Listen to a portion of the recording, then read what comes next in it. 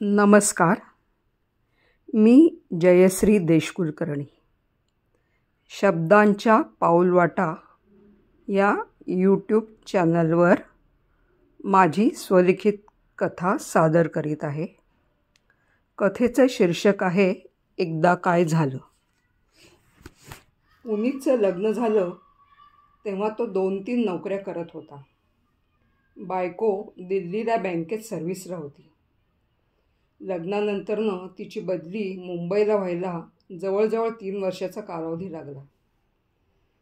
त्यामुळे पुनीत लग्नानंतरही मस्त ऐशमध्ये बॅचलरसारखा जगत होता.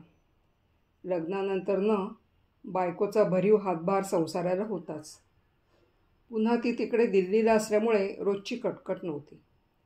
सगळे मित्र त्याचा हेवा करत होते, कारण त्यावेळेला त्याच्या इतर जिगरी दोस्तांच्या बायका नोकरी करणाऱ्या नव्हत्या. त्यात पुन्हा त्यांच्या मागे बायकोचा लकडा असायचा. आम्हाला इकडे घेऊन चला, आम्हाला हा ड्रेस हवा, अमुक दागिना व्हावा.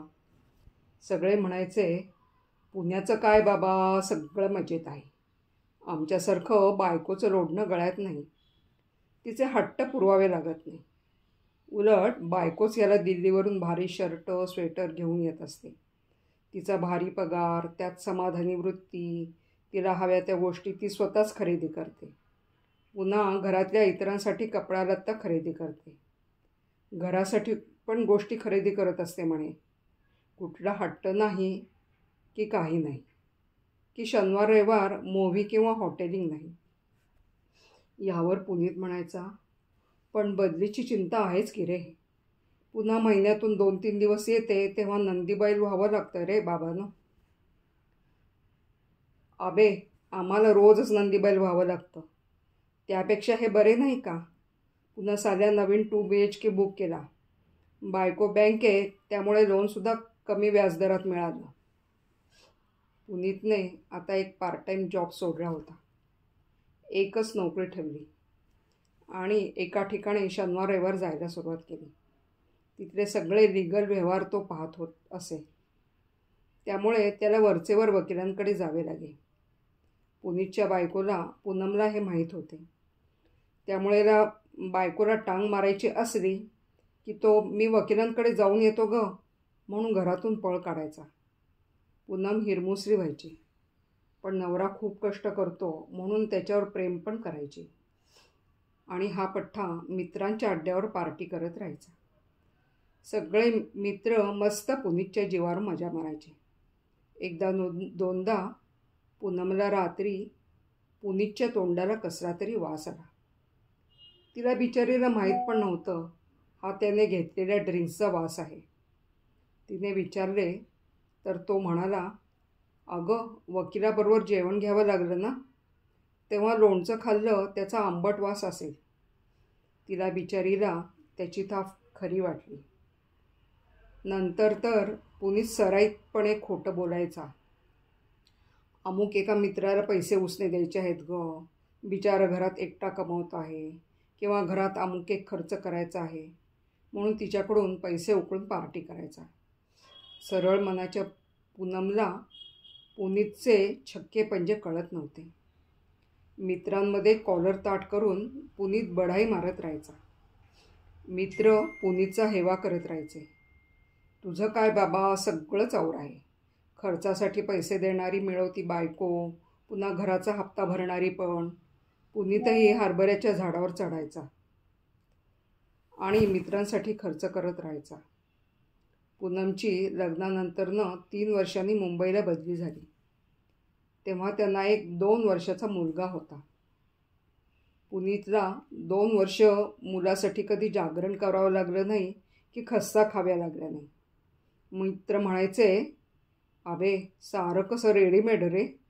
पण पुनीतच्या बाता बढाया मुंबईत आल्यावर हळूहळू पूनमच्या लक्षात यायला लागल्या. तिने तक्रार केली की हा कांगावा करायचा. म्हणायचा, ती अमक्या तमक्या मित्राची बायको बघ, त्याचं सगळं कसं ऐकते.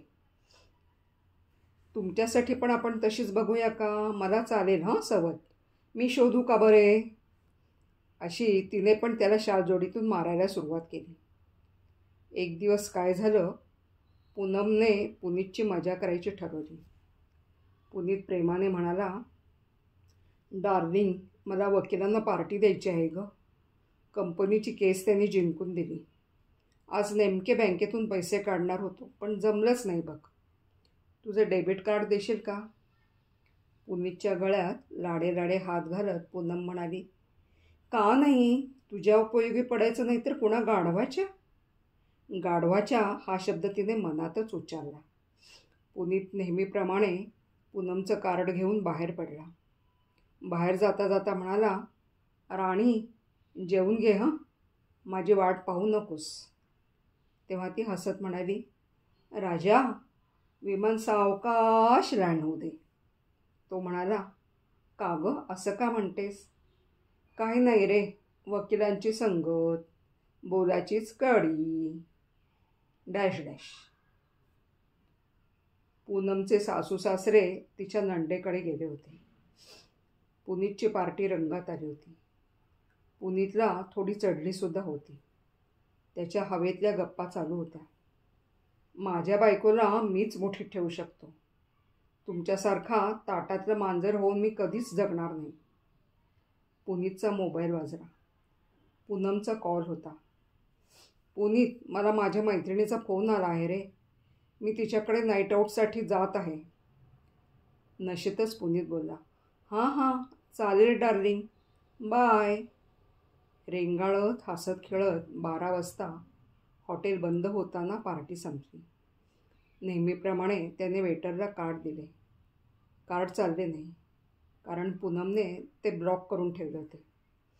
त्याने उगीचच खिसे चाचपले. पाकिट काढून पाहिले, पैसे नव्हते. तो मित्रांना म्हणाला, काय झालं माहीत नाही, कार्ड नाही रे चालत, तुम्ही काढावे पैसे. सगळे फुकट मित्र. पाकिट चाचपत पैसे नाही बोलले. कोण म्हटलं थांब घरून घेऊन येतो, आणि उठून निघून गेले. पुनीत मित्रांच्या येण्याची वाट पाहत राहिला. वेटरने पुनीतला तासभर तंगवले.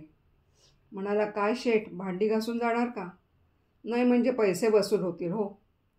तेवढ्यात तिथे हॉटेलचा मालक आला. शेवटी पुनीतने हॉटेल मालकाला कसाबसा घरचा पत्ता दिला. नेहमीचा कस्टमर म्हणून त्याने जाऊ दिले. पुन्हा पैसे द्या असे बोलला. स्वतःला सावरत 2 व्हीलरवरून येताना प्रथम पुनीत घरचा रस्ताच चुकला. मनाशी पुटपुटला, अरेच्या, कुठं आलो बे? समोर बघतो तर एक गाढव गाडीसमोर उभे होते. पुनीत पुटपुटला, अरे तू कसा बे इथे? जा घरला जा, बायको वाट बघत असेल. 1 मिनिट थांबून पुन्हा तो व्यवस्थित मार्गी लागला आणि बिल्डिंगमध्ये शिरला. नुकत्याच शेजारच्या फ्लॅटमध्ये काही मुली भाड्याने राहायला आल्या होत्या. पुनीतने त्यांच्या घराची चुकून बेल दाबली. मुलींनी घाबरत दरवाजा उघडला आणि त्याचा अवतार पाहून त्याच्या 2 कानाखाली लगावून दिली. पुनीतची थोडी उतरली. तो सॉरी म्हणत घरापाशी गेला. बेल वाजवत राहिला. दरवाजा उघडला गेला नाही म्हणून 10 मिनिटांनी त्याने खिशातली चावी काढली. कुलूप उघडतच नव्हते.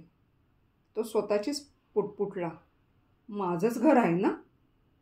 धुंदीत ती घराची चावी नसून ती त्याच्या ऑफिसची चावी आहे हे त्याच्या लक्षातच आले नाही. त्याने पूनमला फोन लावला. तिचा फोन स्विच ऑफ येत होता.